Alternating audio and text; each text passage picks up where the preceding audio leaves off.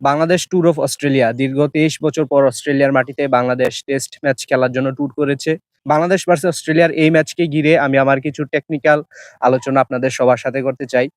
নাহিদ রানাকে অবশ্যই বাংলাদেশ দল মিস করবে। আপনারাও কি মিস করতেছেন কিনা আজকের ম্যাচ বিবেচনা অবশ্যই কমেন্টে জানাবেন। কিন্তু আমি যেটা বলতে চাই যে বাংলাদেশ কিন্তু অস্ট্রেলিয়ার মতো এরকম কন্ডিশনে খেলে অভ্যস্ত এবং এই ধরনের এক্সপেরিয়েন্স কিন্তু আছে। এই ধরনের মানে টাফ কন্ডিশনে খেলার মতো। একেবারেই যে অস্ট্রেলিয়ার সামনে বাংলাদেশ মুখ থুবড়ে পড়ে যাবে, পেসের কাছে পরাস্ত হবে ভাই, তাহলে তো আর মানে টেস্ট ম্যাচ ক্রিকেটটা খেলারই দরকার নাই যদি আপনি হারার আগেই যদি মেন্টালি ভাবে হেরে যান। এটা হয়তো মানে ফ্যান বেসদের কথা হতে পারে। কিন্তু যারা ওভার দ্য লাস্ট বললাম না যে ১০ থেকে ১৫ বছর বাংলাদেশ ক্রিকেটটা দেখেছেন তারা অবশ্যই জানেন যে বাংলাদেশ এই ধরনের কন্ডিশনে ব্যাটার খেলেছে এবং নিউজিল্যান্ডের সাথেও কিন্তু আমরা দেখেছি যে ২০১৭ তে বাংলাদেশ ৬০০ প্লাস রান। দেখেন বাংলাদেশ দীর্ঘ ২৩ বছর পর অস্ট্রেলিয়ার মাটিতে গেছে এবং ম্যাচ শুরু হওয়ার আগে আমরা নিউজ চ্যানেলে তারপর হচ্ছে ফ্যান বেসড যারা আছে অনেক রকমের কথা শুনেছি।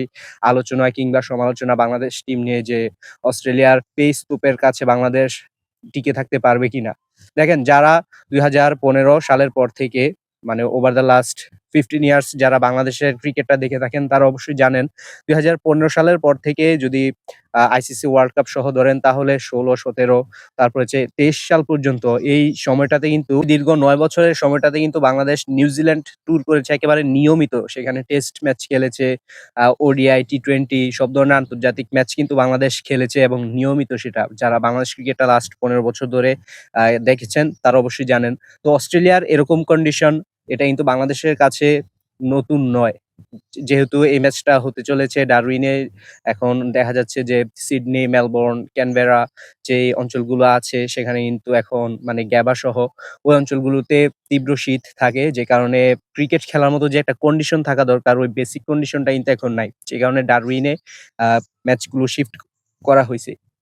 যারা ডারউইন সম্পর্কে জানেন, মাঠ দেখেছেন ফার্স্ট সেশনে, অবশ্যই এই মাঠটা কিন্তু kind of Christchurch, Hagley oval এই ধরনের ওয়েলিংটনে যে বাংলাদেশ খেলতো নিউজিল্যান্ডে ওই ধরনের কন্ডিশন। তো এই ধরনের সিমিলার কাইন্ড অফ কন্ডিশনে কিন্তু খেলে বাংলাদেশের বর্তমান যে স্কোয়াডটা তারা কিন্তু অভ্যস্ত। বিশেষ করে হাসান মাহমুদ, এবাদত হোসেন, তাসকিন আহমেদ তো রেগুলারই খেলতেছেন সাম্প্রতিক সময়ে।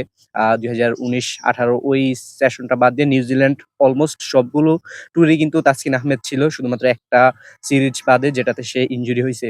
আর এবাদত কিন্তু ২০২৩ সালের যেই ক্রাইস্টচার্চ জয় সেখানে কিন্তু নায়কই ছিল বলা যায়। তো